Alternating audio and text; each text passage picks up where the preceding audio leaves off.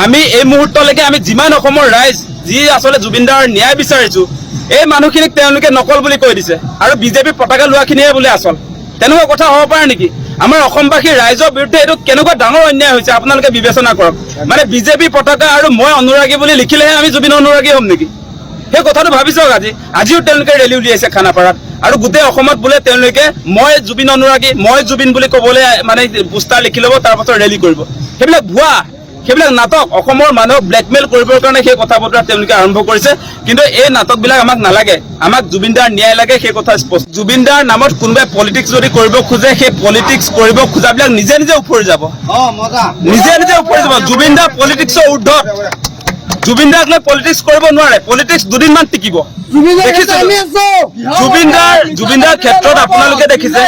এক মিনিট জুবিন দাৰ ন্যায় লাগিব জুবিন দাৰ ক্ষেত্ৰত কোনোবাই পলিটিক্স কৰিলে উফৰি যাব সেই কথা পুনৰ দোহাৰিছো আৰু আপোনালোকে দেখিছে ময়ো জুবিন বুলি যিবিলাকে আচলতে শ্লোগান বনাইছিলে এঘণ্টাও নিটিকিলে আজি সেইবিলাক চব প্ৰমাণ হৈ গৈছে জুবিন দা পলিটিকেল হাতিয়াৰ নহয় এই মানুহজন আমাৰ হিয়াৰ আমঠু আমাৰ কলিজাত আছে এই মানুহজনক লৈ পলিটিক্স কৰাটো এইটো কমটি অপৰাধ কৰিছে নেকি বাৰু এইটো বহুত ডাঙৰ অপৰাধ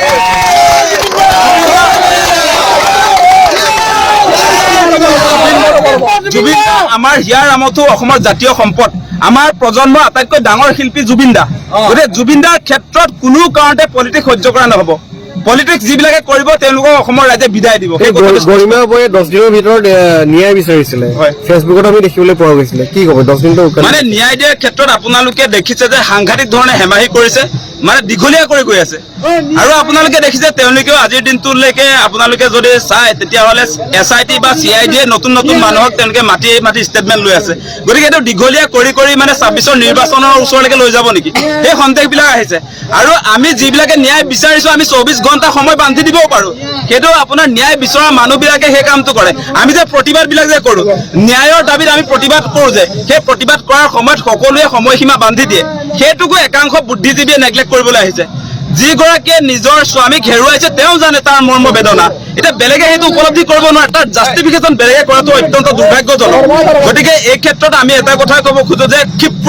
ক্ষিপ্ৰতাৰে জুবিন দাৰ হত্যাকাৰীৰ এগেইনষ্টত কেছবিলাক হ'ব লাগে কোনো কাৰণতে যাতে কালপিটবিলাক হাৰি নাযায় তাৰ প্ৰয়োজনীয় ব্যৱস্থা SIT কৰিব লাগে মুখ্যমন্ত্ৰীয়ে কৰিব লাগে এটা কথা মুখ্যমন্ত্ৰীক সকীয়াই দিছো আপোনাৰ ৰাজপথত আন্দোলন কৰাৰ কাম নহয় কিন্তু সেই কথা কৈ দিছো আপুনি যদি ইমান আন্দোলন কৰিবলৈ মন আছে আমাৰ নিচিনাকে তেনেহ'লে আপুনি মুখ্যমন্ত্ৰীৰ আসনৰ পৰা পদত্যাগ কৰি ল'ব লাগে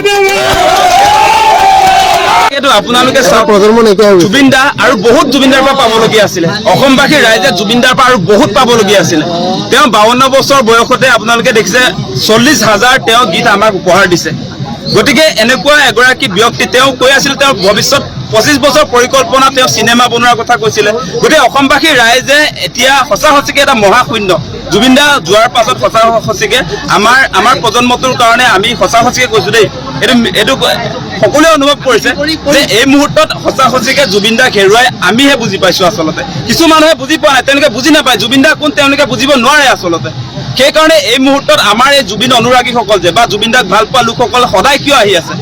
আৰু এই লোকসকলৰ মৰ্ম বেদনা মনৰ কথা শুনিব নোখোজি এতিয়া আপোনাৰ SOP জাৰি কৰাটো দুৰ্ভাগ্যজনক আমাৰ SOPটো কো